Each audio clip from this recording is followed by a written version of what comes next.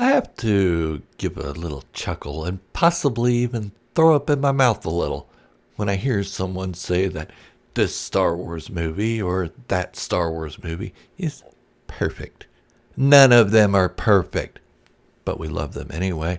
Even with its flaws, we still come back for more. Some to talk about the lore, the characters, the cool whoomp whoomp and pew pews. Some to relay Star Wars news, but some to criticize heavily. And all of those are okay. I generally talk about the deeper meanings in Star Wars and its settings and characters, but not lately. In real life, I'm not a real serious person. I like to have fun and act out a bit. Yeah, I can't really say the word I'm thinking or I'll be demonetized. Let's just say I act a bit handicapped. But the point of life for me is to enjoy it. All of it. And I can tell by some of the comments of my other videos I've made like this, yeah, you are too serious. Lighten up. So lately, I've been picking out the most cringeworthy moments of the Star Wars universe that we haven't really given much thought to, and having fun with it as a way to show we can nitpick just about anything if we really try. Subscribe to my channel. It isn't about hating it. It's just a way of me asking, why the hell are you losing your freaking minds over entertainment? But I digress. I even have issues with my favorite Star Wars movie, The Empire Strikes Back, but I love it. And now, today we're moving on. I've covered the Star Wars original trilogy and the Star Wars prequels, and now it's time to cover everyone's favorite trilogy, the sequels. Yeah, everybody loves it. Don't argue with me. Those who don't love the content of the movies love to make money off of it, so technically I'm right. Haha, deal with it. As I've said, no Star Wars project is safe. Give the video a thumbs up and let's get to the silliness, the goofiness, the WTF moments we never really thought of. Bum, bum, bum. It's time to put some of The Force Awakens all up in ya. The Force Awakens released in 2015, a mere 3 years after George Lucas sold the franchise to the Walt Disney Company. And there was excitement everywhere. Praise Jeebus! 3 years. George Lucas would take a decade to start a new trilogy. Now, that's not a bad thing. Not at all. But damn, we weren't getting any younger, Georgie Pooh. And neither are you. Anyways, The Force Awakens was to be the first Star Wars movie announced under the Disney umbrella, and the first Star Wars movie under Disney to not be shelved or canceled after it was announced. Seriously, stop announcing shit before it's even in production. Hey, Kathleen Kennedy, I have an idea for a Star Wars movie. The next day, the movie gets announced. 3 years later, we hear nothing about it again. Stop that. Stop it. Where's the Lando show or movie? I'm looking at you, Donald Glover, if that's your real name. Anyways, back to The Force Awakens. Jeez, got me on a rant. Where do I begin? Okay, let's start with Finn, FN 2187, the stormtrooper with a heart. The one highlighted in all the trailers. The one who could have had the best story, as a lot of fans say. But calm down, we aren't that far into the trilogy yet, we're just getting started. Finn has a change of heart, much like Lucasfilm after announcing new shows or movies, and strips himself of his stormtrooper trappings. But why? I'm sure there have been stormtroopers in the past that didn't agree with what the Empire or First Order was doing. We just didn't see them. Why did they show Finn doing it? As presented to us in The Force Awakens, Finn sees his buddies getting killed in action, live action, and decides he doesn't want to do this anymore. But Finn was raised in the First Order from a baby. He knows what they're about. Even if he did just clean toilets and whatnot, and he made the decision to stop in the middle of battle, after being brainwashed for 20-some years. Yeah, later in the trilogy it's revealed that he may be force sensitive and thought it was all wrong, But in The Force Awakens, we don't know that. He stopped in the middle of a minor skirmish. He should have been pissed that this renegade was killing his dudes. Instead, nope. He helps that renegade escape. The guy who just killed his friend. Because it was the right thing to do. Bro, you were raised to see the resistance as evil terrorists, and you witnessed Poe killing the people you grew up with.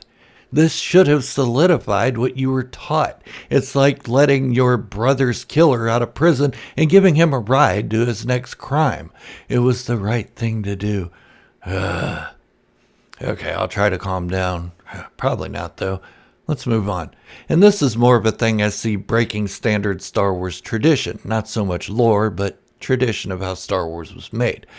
Why is there so much mystery in this story? In A New Hope, we believed Vader to be a separate person from Luke Skywalker's father, Anakin Skywalker. That is, until the reveal in The Empire Strikes Back that they were one and the same person.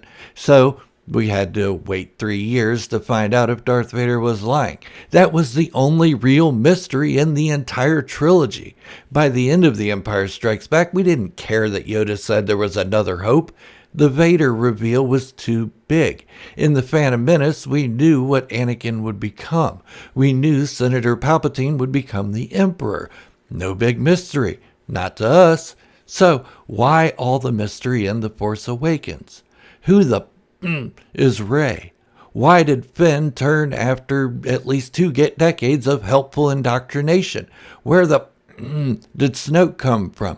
And why is General Hux so freaking angry all the time? We never saw that out of any Imperial officer before. Yes, Tarkin was evil, but he was calm with his evilness. Like he had just got out of a warm shower on a cold day. He was always ready to fall asleep at the wheel, all while blowing shit up and ordering the torture of helpless smart-mouthed princesses. So, why the over-dramatization of Hux? I know he isn't the same person as Tarkin or Jar Jar, or however you say his name, but this is the first Star Wars officer we have seen lose his cool in more times than not. Maybe he needs a warm shower on a cold day. Which leads me to the confusion of whom is actually in charge. Yes, I said whom incorrectly. Moist. Is it Hux or is it Kylo Ren? Surely Kylo has the same second-in-command status that Darth Vader had with Papa Palpatine, but it doesn't appear that way in The Force Awakens. Hux constantly oversteps his authority, and Kylo Ren gets frustrated but does nothing about it. With Finn defecting like a coward and Hux's constant bickering and yelling, it makes the First Order seem less of a threat. Oh, they have a giant ball that blows up planets, and it gets blown up after one use. Sound familiar? The First Order seems less like order and more like chaos within its own ranks. Set boundaries for your officer's supreme leader weirdo. Snoke. First Order, first disorder. Psh, yeah, dad jokes. Moist again. And that helps add to all the freaking mystery within just one movie. And all that movie is a lot of the reason some Star Wars fans don't like the trilogy. Hear me out.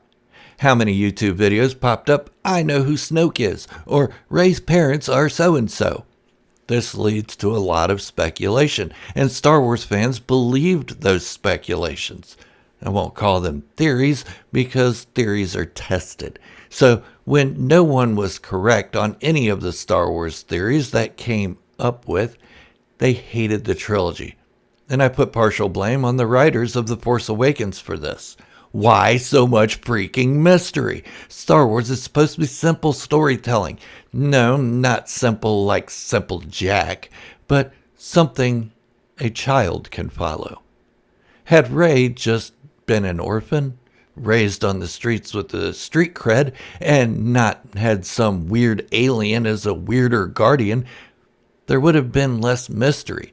A simple explanation of her parents who were killed in action, or something would have carried us into the next movie without any goofy notions that she was something bigger. Nope. We see her parents calmly flittering away as she is gripped by the weird alien guy, pissing off a lot of Star Wars fans even further. And being that Finn was the only black guy that we see in the First Order as a stormtrooper, he must be related to the only other black guy in the galaxy. The ice cream guy from The Empire Strikes Back. I tricked you with Wilro Hood. Yeah, that's his name. You thought I was gonna say Lando. I was gonna, but then I didn't. But yeah, a lot of people thought he would turn out to be Lando Calrissian's son. But nope, huge opportunity missed there. It would have explained his change of heart a little bit better. The spirit of his father, Lando Calrissian, dwells within him. Great for an audiobook. I did like that Chewbacca shot Kylo Ren. I thought that was pretty badass. Chewie, protecting his assets against all enemies, foreign and domestic. Don't mess with his Han Solo. I don't care if you are his son. You made shit personal. Rey screaming out when Han Solo died was no different to me than Luke Skywalker screaming out when old-ass Ben Kenobi died. Each only knew each other for a few minutes. But that wizard is just a crazy old man. Way to marginalize the Jedi there, Uncle Owen.